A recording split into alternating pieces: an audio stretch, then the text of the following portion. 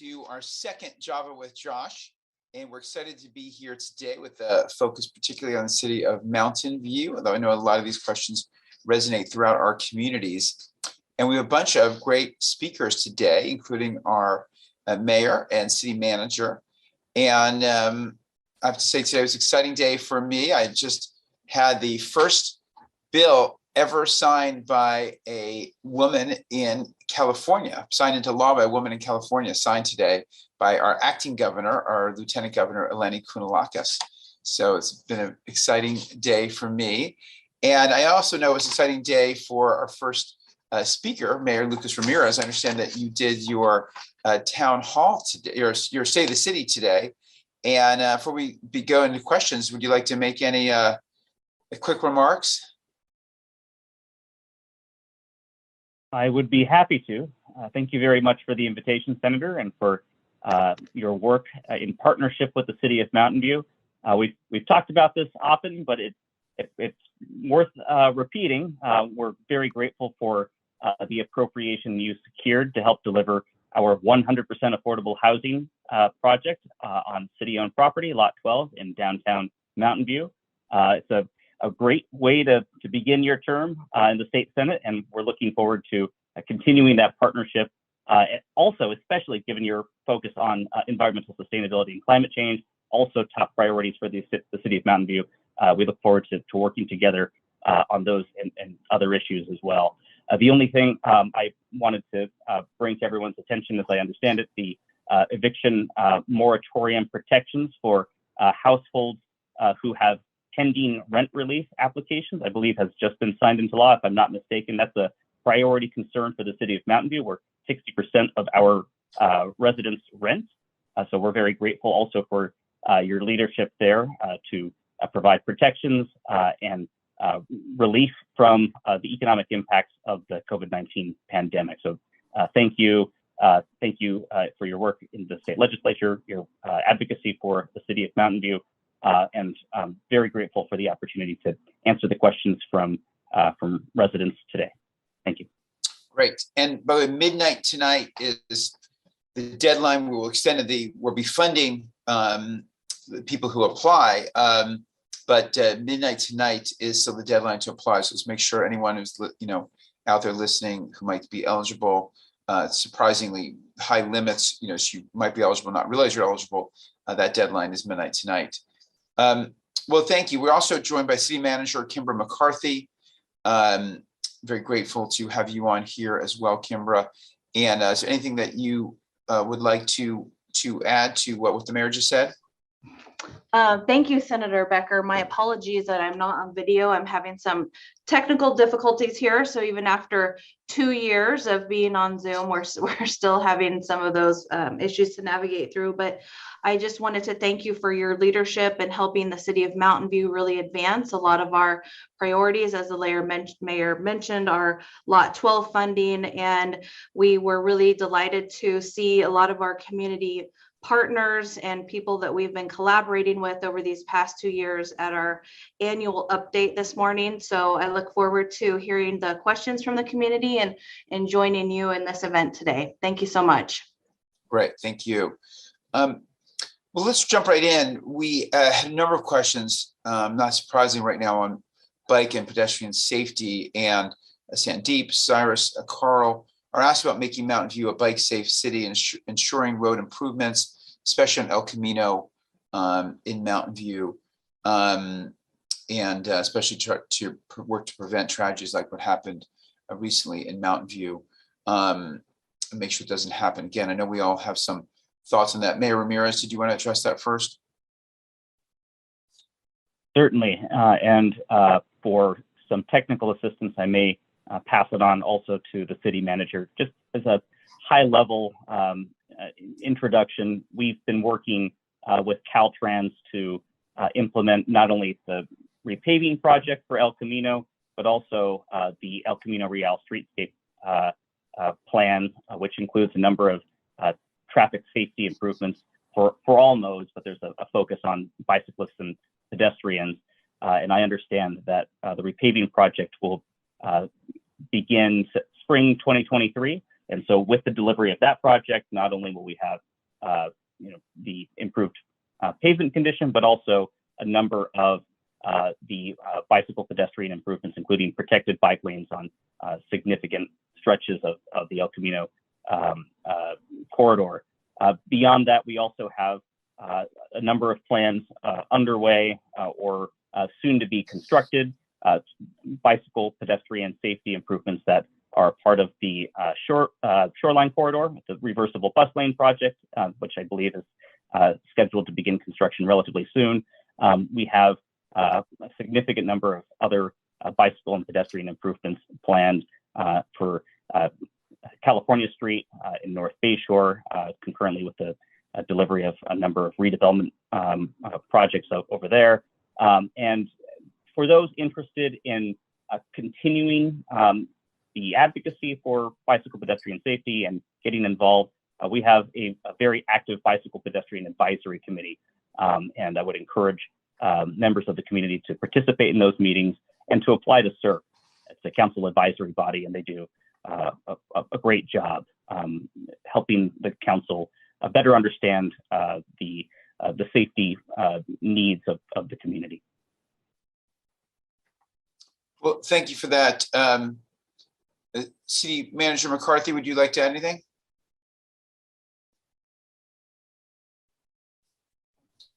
Yes, thank you, Senator Becker.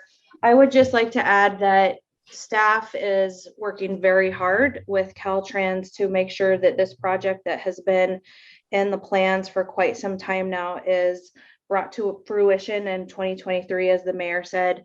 And I'd also like to highlight that we are currently working on our Vision Zero strategic plan. We had a meeting last week with the community. Certainly very concerned parents and community members based on the tragic situation that just occurred a couple weeks ago. And we also brought that plan to the Bicycle and Pedestrian Advisory Committee just this week, and we will soon be bringing that plan to council. So we do plan on advancing a lot more initiatives in that arena. And I'd also like to note that we're working very close with the school district on our safe route to schools and making sure that we're identifying those routes that are the safest for children to ride their bikes to schools. And this is a deep collaboration with the school district and parents and a lot of other community partners on this. So we have much work to do in this arena, but we are definitely committed to really making sure that these projects come to fruition, especially along El Camino Real, and also just working with the district to make things safer for our students. Well, thank you.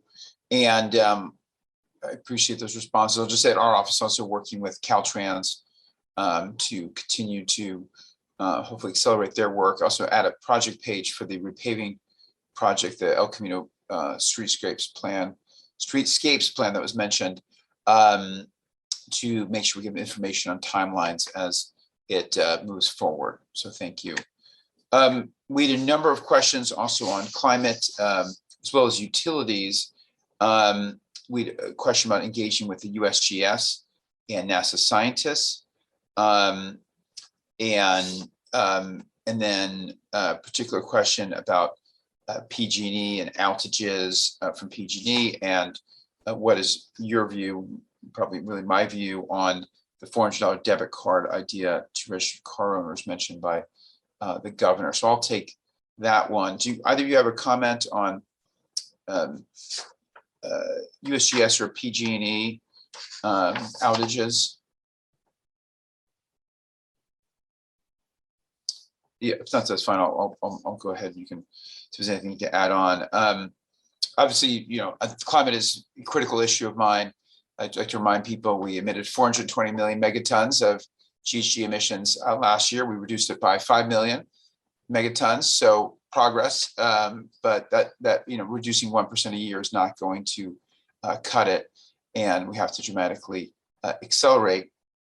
So I will definitely search out USGS and some of our other local folks, in addition to other scientists that we are collaborating on. Particularly, I know that there's some good work being done on methane leaks from NASA scientists at JPL, for example.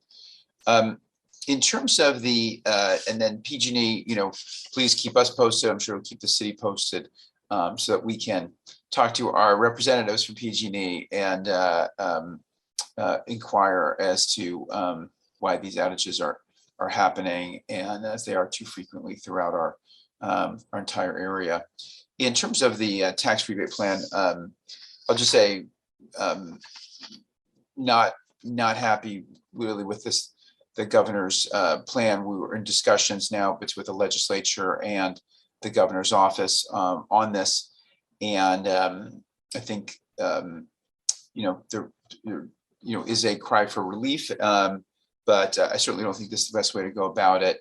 And we should make sure that while we do have a surplus, that we use much of that surplus as possible to infrastructure projects that are going to be critical for the state here in the next few years, in addition to doing relief.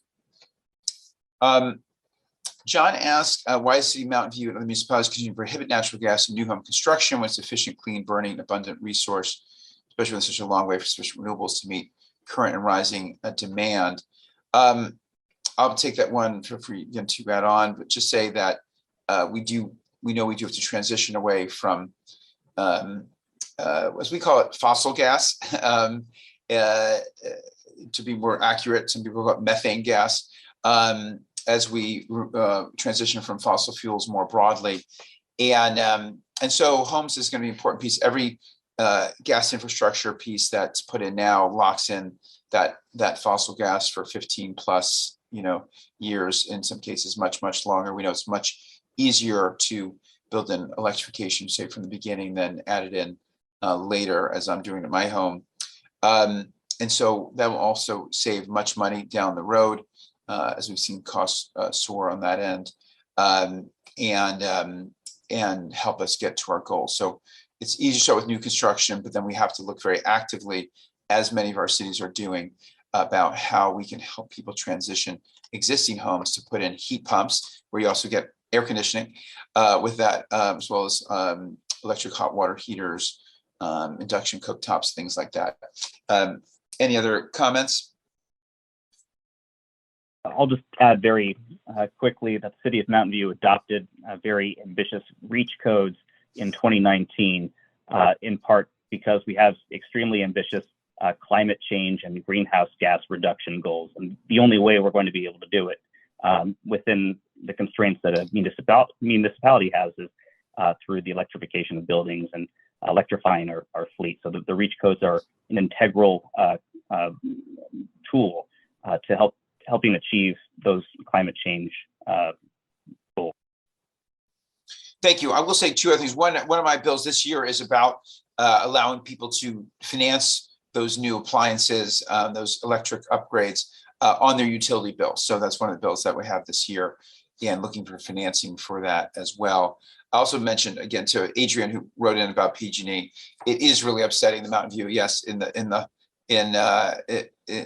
heart of a big city, that you have those kinds of outages. So somebody mentioned the city of Ithaca, and I see that comment.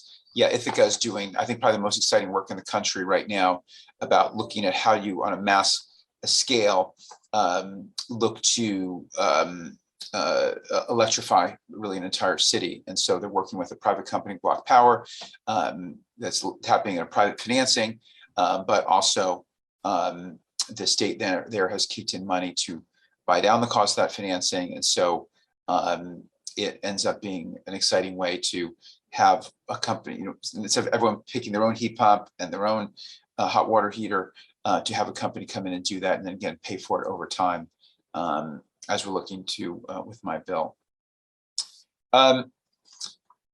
Richard asked for a status on the CPC $8 kilowatt monthly tax on solar panels that has upset many of us in Mountain View and the remainder of the district. I will take that as well to say that the PUC is working on a revised. After pushback from myself, many others, I quickly gathered a bunch of my colleagues with a lot of people on the ground who are installing solar, including some of the large California-based companies. We really rallied, and the public rallied, And so the PUC is rethinking that proposal.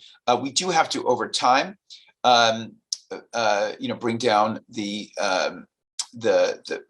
pay for what's offloaded to the grid. But first, the existing people who already bought solar made a deal, so we should grandfather those folks in.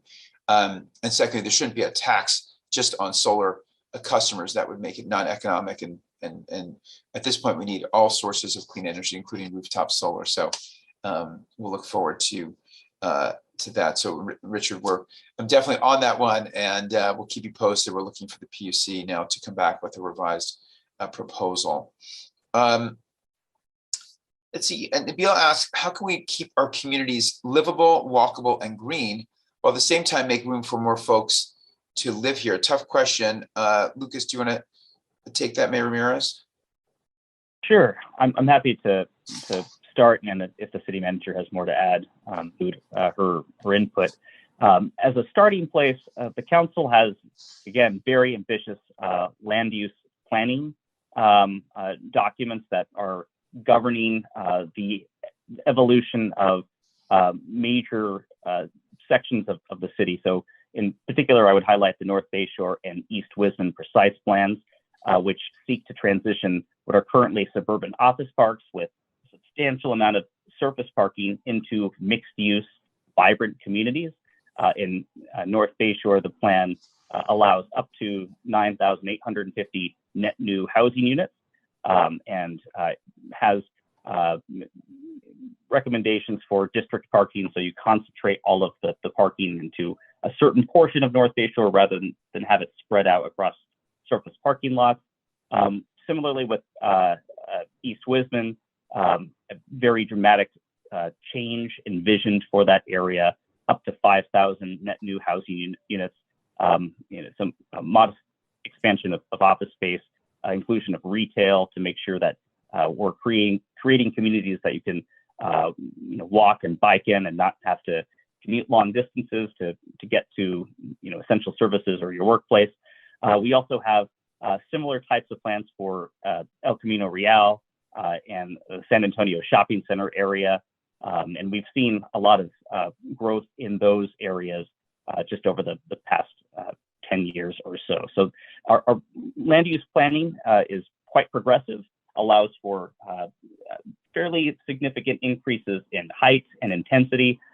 So that way, if we're building up, we don't have to have as much horizontal growth, sprawl that encourages driving. And also, if you're able to go upward, you could have a narrower building, which allows for more horizontal space for open space in parks. So those are some of the tools that we have available to us as a municipality. And we're also working on our housing element to help figure out where the growth that the state is requiring of jurisdictions, everywhere. So not just us. We have a fairly significant number of new homes that we have to plan for, not necessarily build, but plan for over the next 8 years. And the housing element will be a key opportunity for members of the public to share with the city council how we ought to achieve that goal. So we've got, I think, a very strong approach that we're able to advance in some change areas within our city, within our general plan. And we're open to other ideas as well for how to make sure we have, healthy growth, places for folks to live, but also the amenities and services that we need for a vibrant community. Thank you. City Manager McCarthy, anything you'd like to add? I believe the mayor did a comprehensive job in covering that question. Yes, he did. Thank you. We hit a lot with that one. Somebody wrote in, if Fiona writes in, do you believe we will have sufficient school capacity to educate new students generated by these new units? Well, I think that's a question that we are currently working on with the school district. The council did pass what we called a school strategy. I believe it was it was either in 2020 or 2021, either a year and a half ago. And what that contemplates is a multi-pronged approach to how we can assist the school district with seeking out funding sources. And certainly the funding from the state, I know, is something that is always top of mind for districts everywhere across the state, but also from developers and the funding that developers can give school districts. And then we also know that there are federal and state grants, as well as other opportunities for us to partner with the district. So yes, we will need to take into consideration what growth is going to mean to our schools. And that's something that we continue to have active conversations about with our districts. Great. And I see up above some other questions people wrote. Someone, Peter wrote in that Andre was the name of the child who lost his life, and that we should use the name. And I wanted to come back to that. And I should know that I did participate in the GoFundMe. That's so many in the community did. So we did want to mention Andre's name. Someone also mentioned about the repaving. As more people move to SUVs, tear up the roads, make sure that Caltrans is updated its road building technology. I will certainly pass that on. As some people know, I've done a lot of work on cement and concrete, and a lot of bill this year on having the state use low carbon concrete. So I'm in frequent conversation with Caltrans, so I will bring that up. Senator? Yes. I see that we have a special guest with us. So, hi, Josh. How are you? Thank you for Good. joining Hi, us. everybody. Yeah. Yeah, very honored to have our Congresswoman, Anna Eshoo, join us here. And I want to share one quick note with you, Congresswoman, on the last day of Women's History Month, that I just had the first bill ever signed into law by a woman in California. Isn't that great? Yeah, Eleni Kounalakis, she was acting governor as of today. Isn't that great? And she signed my bill. So it was a very wonderful. big She's moment. a dear friend, Eleni. Yeah. That's right. I do know that. She was a wonderful ambassador. She was a wonderful ambassador. I remember a congressional delegation, and we were supposed to get in like before dinner, and we got in like at 1:30 in the morning. And there's Eleni at the bottom of the stairs of the plane, jumping up and down, so happy, to see us. There's Emmy. There's the Woman of the Year. Hi, sweetheart. So proud of you. Anyway, Eleni is terrific. Well, Congratulations.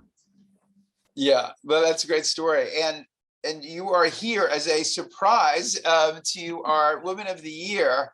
And just so glad that you could join. The fact that you would take time out, I know you just got off the floor, to be here with us just makes it extra special. And since this is a Mountain View Town Hall, it's really fun that we're able to do this.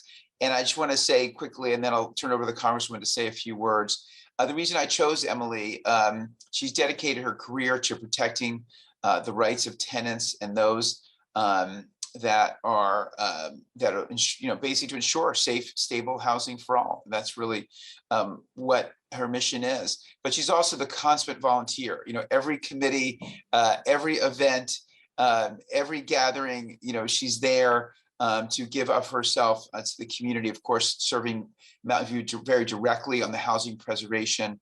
On the rental housing committee for the city of Mountain View. But she's also, as we know, a housing preservation and protection associate at Silicon Valley at home. But she does so much for our community. And since this was one of the themes and one of the other bills that Eleni signed into law today too, was our rent relief extension. So it's been one of our key themes during COVID. So I'm glad to have our Woman of the Year, Emily and Ramos, on today. I want to turn over to you, Congresswoman, to say a few words as well. Well, thank you, Josh, very much for making all of this possible. It's a beautiful thing that you have done because Emily is, she's a gift. She's a special gift to each one of us. Anyone that knows Emily they feel enriched by knowing her. She's always happy. Have you ever seen Emily unhappy? I never have. Always with a smile. She's positive, and she makes the word citizen really dance by what she does. There isn't a thing that she doesn't step up to do in the community. Certainly her professional work in terms of housing is absolutely superb. And she's just a first-rate professional in that. And oh my God, she keeps her eye on every single city council person. You get great grades there, Lucas.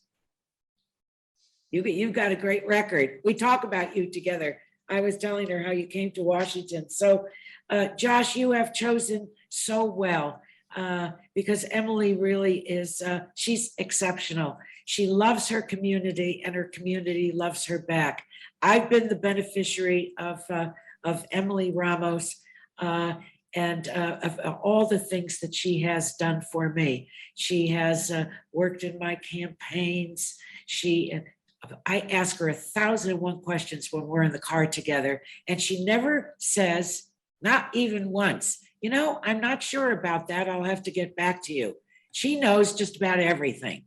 So she's encyclopedic about our communities. She has her thumb right on the pulse of our communities, and she is there to make our communities stronger and better. I always say that the stronger our local communities are, the stronger our country is. And that's what Emily is doing. And she's unswerving in terms of her values, what she believes in, and she just keeps going. And boy, are we lucky that we get to hold hands with her, that we know her, and that, well, we all love her. So Josh, thank you for giving her this major honor. Bless you for doing what you're doing. Bravo to you. We're all proud of you, Josh. And to the city manager of Mountain View, thank you. I love Mountain View. I used to live in Mountain View. I always say this, when there was only one zip code, 94040. I loved it then. I love it now. And I feel very privileged to represent it. So Josh, thank you. Emily, bless you. Bravo to you, Angel, Angel woman. That's right. And thank you to each one of you. What a beautiful way to end my day. Well, thank you. I can tell that Emily is getting very emotional by your remarks, your incredibly eloquent remarks. And I was gonna ask Emily a couple of questions. If you have a question yourself, if you want to stay here, then we'll get back to the questions for our mayor and city manager in a moment. But I had a couple of questions for Emily to engage in a little dialogue, which is, you are the child of immigrants, and tell us how that has shaped your experience and shaped your public service, if at all. So my parents immigrated here in the 80s from the Philippines. They actually, the big cause that made them move was when there was an assassination of a presidential candidate who was challenging the dictator at the time, Ferdinand Marcos. And they were like, nope, we don't want to raise our daughters in a country like this. And I think it also shows where you move to, you choose to make your home. You choose to make your home better. And you choose to be an addition to that. I moved to Mountain View I was at the age where my parents chose to move to the US. I always found that kind of interesting to think of. And Mountain View has always been such a welcoming community, the kind of community that when my parents immigrated to the US, that was the community that they wanted to be kind of a part of. I'm very grateful to a community that's super active, super caring and compassionate, has the best mayor, if I might say so myself. And it's a community that we should all be very proud of because we make it that way. Well, thank you. You're getting a number of very nice comments in the chat. So before we return to the other questions, is there a resource, book, or article that you can share that folks watching today, if they want to learn more about California's housing crisis? So I was thinking about the seminal book that a lot of Yimbys, I consider myself a Yimby, like to reference to is Color of Law by Richard Rothstein. That is a very powerful book in understanding the housing crisis. Also, an article by Kim Mai Cutler a while back, I believe it was in 2014 or 2013, where how burrowing owls lead to vomiting anarchists. And it was a precursor to how the housing crisis starts from one location and expands regionally. If we don't build housing here, it doesn't just affect our city, it affects the whole entire region. And we all have to work together to make it happen so that people who want to live here can live here. Well, thank you for that. And Code of Law, I have read. It's an excellent book because it actually talks about Ladera, also in my district. Is sort of, that's the first chapter really, as sort of, and the history of that is quite interesting and kind of quite telling for this region. So, well, you're welcome to stick around with us. Thanks. We're glad we got to honor you in that way and have the Congresswoman. But I do want to make sure we get back to other folks' questions. But if you want to stick around, you may have some useful answers to us as we go along. So, if we could bring the mayor and city manager back. So let's see. Neil asked about thoughts for updating the Brown Act. I'll just say that this is something that I hear a lot from a lot of local officials, whether they're on the council, whether on the school board, and it really is time to modernize it, as we've seen for the digital age. So we are looking at that. Of course, engagement in person is fundamental, but some of the pieces I think of the Brown Act could be updated, and a lot of people have enjoyed the ability to contribute virtually. So I don't know where Mountain View is on city council meetings going forward, but I know up in the legislature you can now call in. Before you had your only option was to drive to Sacramento to testify or to comment, and now you can phone in as well. Makes our meetings a lot longer, but it's good. We're getting lots of public input. Feel free to jump in if there's any comments that, otherwise we'll keep going. Senator Becker. Yeah. So I just have a couple things that I'd like to note. Something that Emily touched on. So our Human Relations Commission is actually going to be doing a community dialogue, a roundtable on the color of law, and really looking at the history of what happened, many years ago in Mountain View with zoning practices, and then also how there was a large contingent who were very anti-discriminatory and really tried to work against some of those discriminatory practices. So I would just say be on the lookout for an announcement about that forum to be held. It will be this year, and our HRC and our staff are actively working on planning that event right now.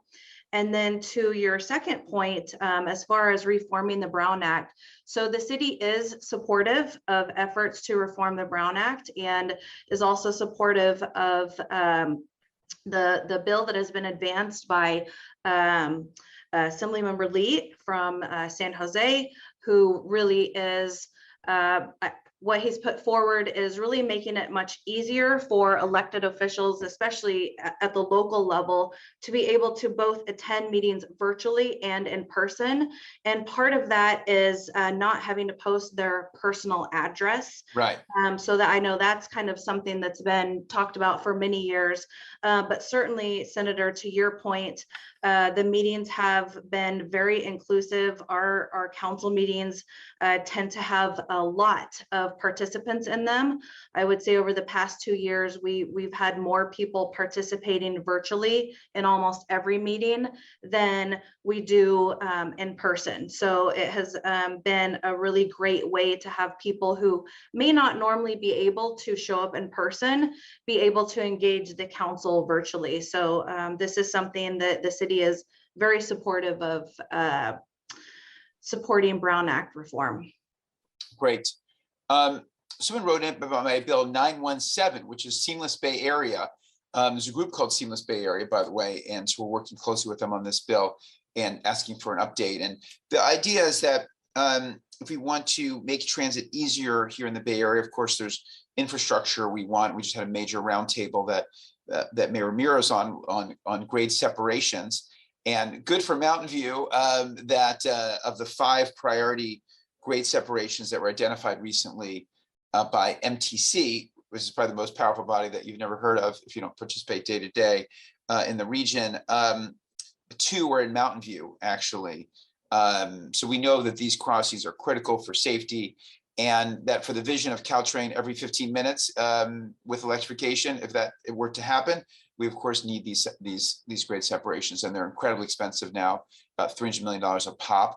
And so to have 2 Mountain View ones on the list is actually really quite positive for the community if we can actually get those built. Anyway, but regarding the Seamless Bay Area bill, it's going well, I would say. We have a lot of input from the operators. And as many of you know, we have 27 overlapping transit agencies. And so this whole notion of Seamless Bay Area really is around fare, both schedule integration ultimately, but really this one's focused on fare integration.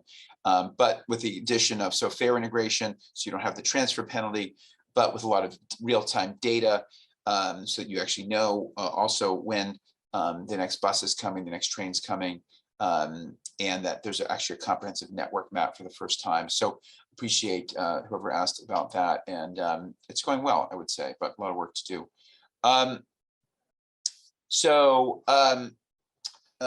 to other questions.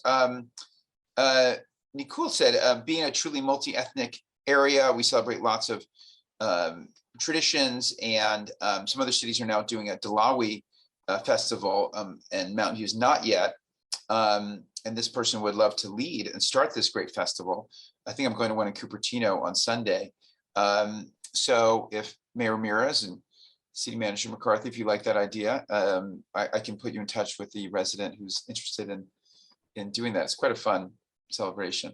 Senator Becker, can I note that the city just celebrated our Multicultural Festival this past Saturday? So one of the things that we implemented was just a celebration of a lot of cultures, and we had more people attend on Saturday than ever before. So I'm sure that we're going to be looking at doing that festival more frequently, but absolutely, we are community for all, and we really want to reflect that in our programming as well. And this was one way where we were able to celebrate all cultures, just because we know that we are made up of a variety of residents. So I just wanted to point that out. Yeah, got it. And also just back to the point too, so asked about the seamless bill, and there's questions about bike infrastructure, and traffic obviously was cut down with the pandemic, but we do expect that to come back again. So we have to work on transit now with to save transit, because a lot of ridership, Caltrain, since it's really a commuter rail, has been most hard hit. So fortunately, we implemented a direct funding stream for Caltrain. It's helping a little bit, but we have to maintain our transit, but we have to really make improvements so that we actually, hopefully don't go back to the traffic gridlock that we sometimes had before the pandemic. Let's see, a pandemic and health,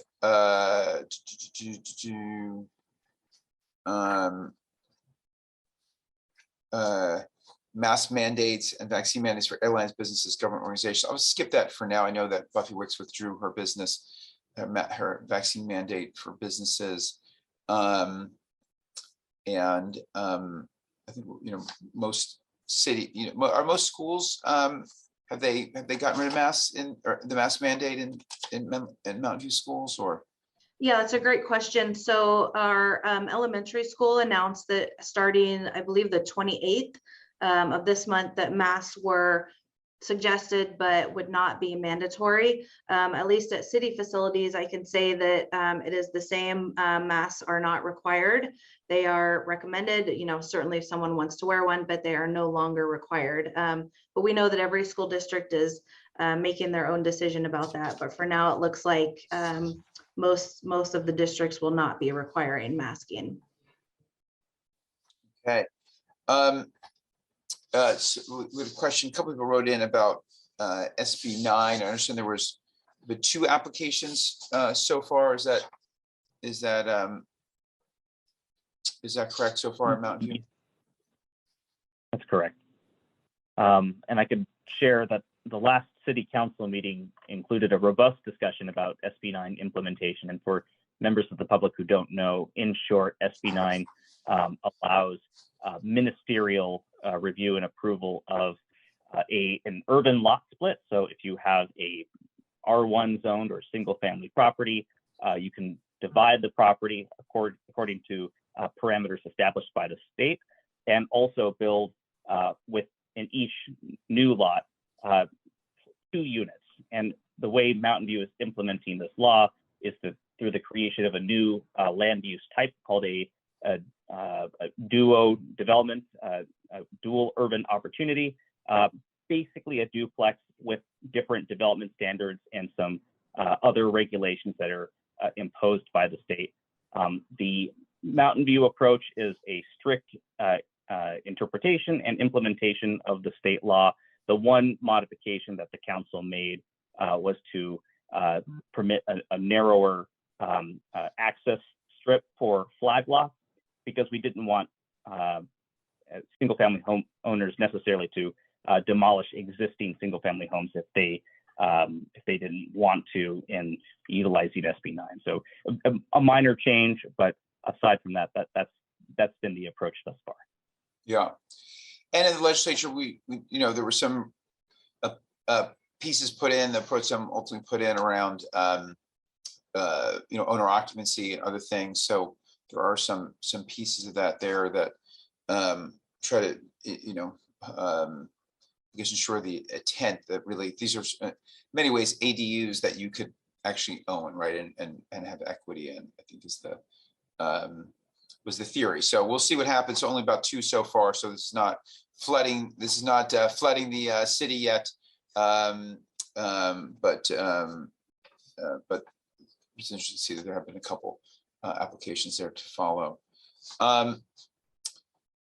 We do have, let's see, question about water, and of course that's becoming more and more. And then I've done 2 town halls now on water, and I'm sure we'll do a lot more. I just had a long conversation with Wade Crowfoot, head of natural resources, who I've actually fortunately known for a long time, since he worked with Mayor Newsom in the city, and actually he worked for I believe it's called the Water Foundation. So he's very deep in this issue, and when we've done work with Nusha Jami at Stanford, who runs the Water in the West program, and what she says is, there's just a lot of fluff in our system. Israel reuses about 90% of its water. We're at about 10%. So talking to all the experts that I have talked to, I think that the most ambitious goal we can really probably reach is to double that to 20% by 2030 for our water reuse and recycling in this state. Of course, we have water metering requirements that are kicking in at the agriculture level. So a lot is happening, but it's obviously an incredibly contentious issue. I just read a book called The Dreamt Land, which is an interesting book about water in California, history of California generally. So thank you, Kevin, for asking that question. Let's see, we have, Cheryl also asked about the water shortage. There's a question about a project that maybe CEQA was used against a project 555 Middlefield. And we've seen a lot of issues with CEQA recently. I don't know if any of you have comments about that project in particular. It does provide important environmental protections, but it has been abused and become a barrier in a number of different ways. So I don't know if there's any other specific comments on that. I saw another question related to that around CEQA and UC Berkeley. I know the UC system, Ben asked, was running short on slots, and he says, running short on slots for students causing overcrowding their communities. Are you looking to add a new UC? So I can tell you, I have a lot of experience with the last UC we added, which was UC Merced. So I was a founding trustee there, served on the board for 15 years of the foundation board, and it was quite an effort. We've got it up to 10,000 students now, which was a key metric that we were striving for, and it's doing incredibly well. It's ranked fifth in the country it's really in the top 100 of all universities, ranked fifth in the country for social mobility. And so I think it was a testament to success that, yeah, we can look at and identify areas of state where we can put in a UC. I don't hear talk of that right now. I think we need to continue to make sure that one is flourishing, but we do need to find ways to add student housing, as we've seen in Berkeley, where CEQA was used to block student housing. So we fixed that issue in the short term, and there's some longer term things that we're now working on in that area. But I know that's a great concern. Having a daughter who recently applied to some UCs, I will say that having more spots for California kids is certainly a priority of mine. And we did do some good work in the legislature last year, adding about 500 spots specifically at Berkeley, at UCLA, at UC San Diego, and then thousands of spots at the other UCs, and then CSUs as well. So I see someone also wrote in a comment about that. So let's see what else we have. Someone asked, it's interesting, our community has a wide spectrum of income earners, top 1% down to our homeless citizens. What do you believe is the most urgent need for the top 1%, middle class, and our homeless citizens each? Any thoughts on that? Anyone want to take on a broad question, but interesting one? I'm happy to focus on one component of that question. The city of Mountain View has been very aggressive in addressing the homelessness crisis. We are leading the country, and probably much more than the country, with our safe parking program, early partnership with Life Moves, and the delivery of the interim housing facility over at Leghorn.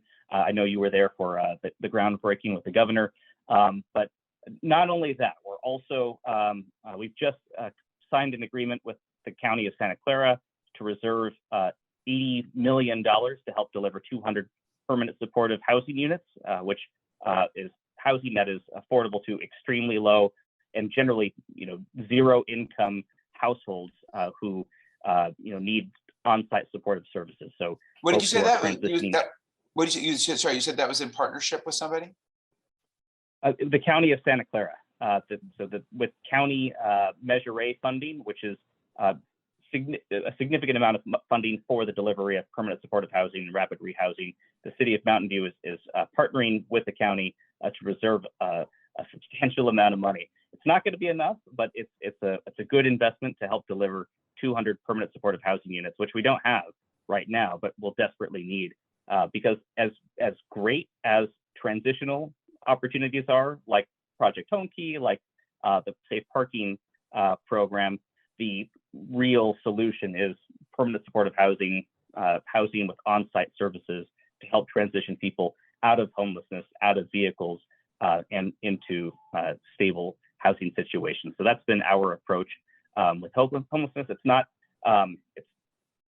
it's a substantial problem. There's more work to be done, but we've done a lot of great work locally.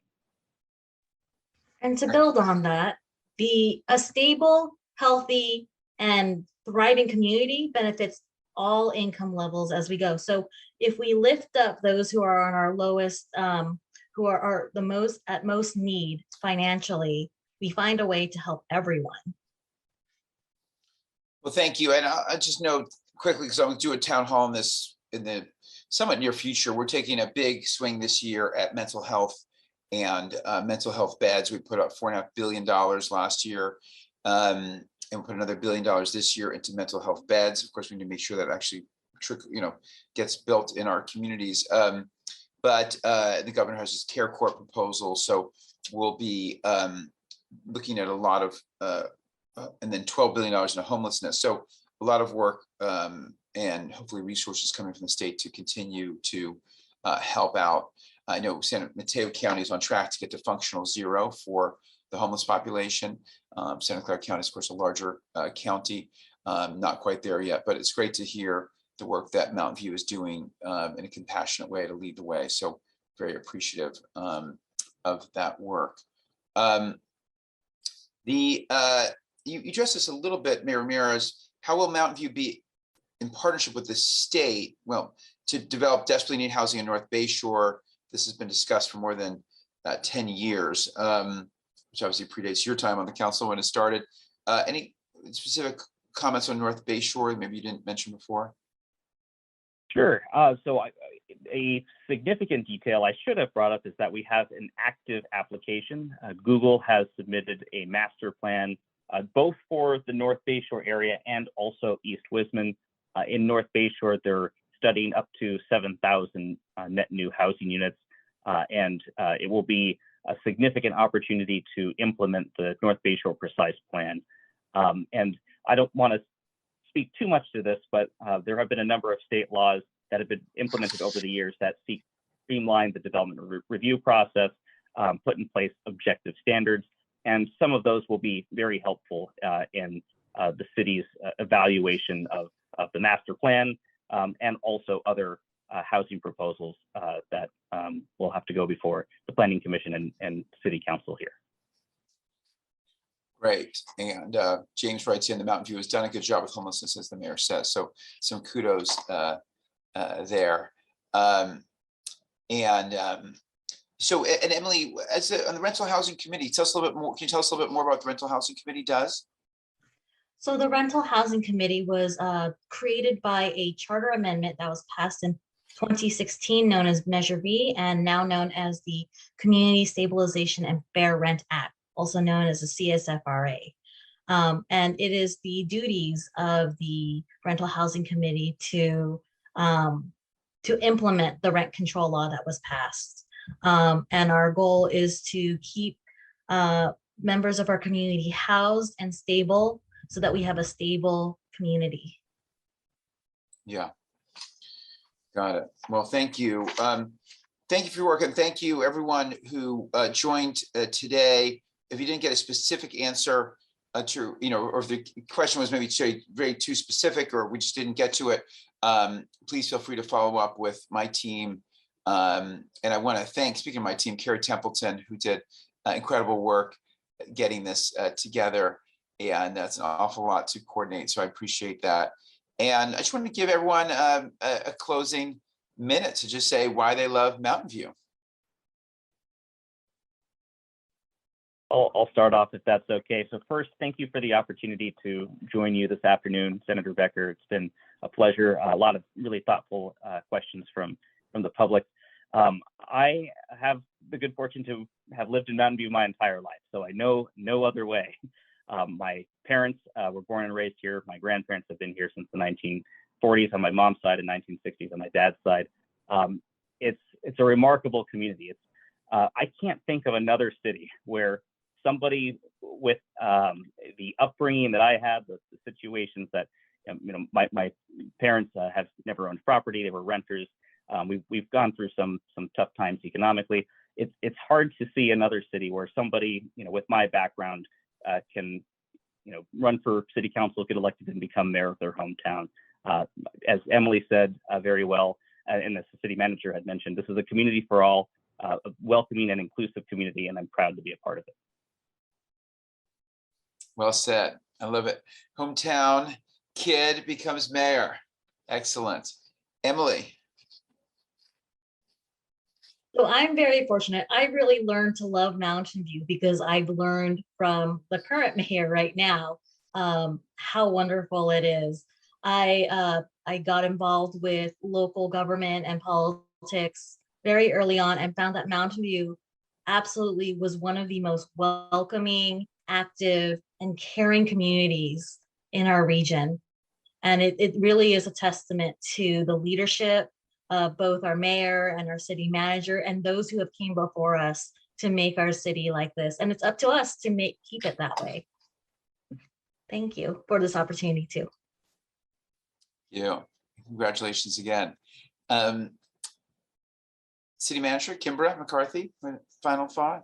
Yes, thank you, Senator. So I'll just echo some words that I said this morning at the annual update, which is I really believe that we are a community who cares deeply. We are very compassionate. We like to lead the way. There are not very many things that we say no to. I think our attitude is, how can we make it work? And, you know, we may not always agree at times, but I really feel like the spirit of who we are in Mountain View is to really come together and try and work through problems and solutions.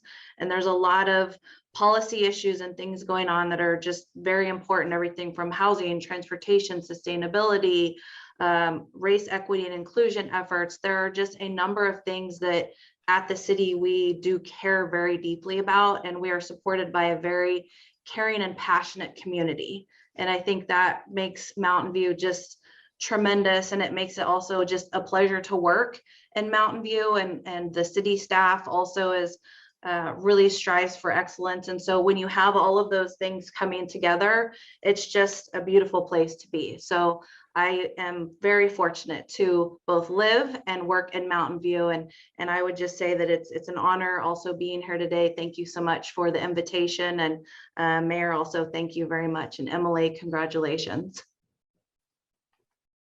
Good. Well, thank all of you. Thank Carrie again, and look forward to continuing in dialogue with all of you, and hopefully see you at an event soon, or seeing you up here where the Capitol is opening back up. So a lot of construction, but it's a lot of fun in the new office. So come see us. Thanks all.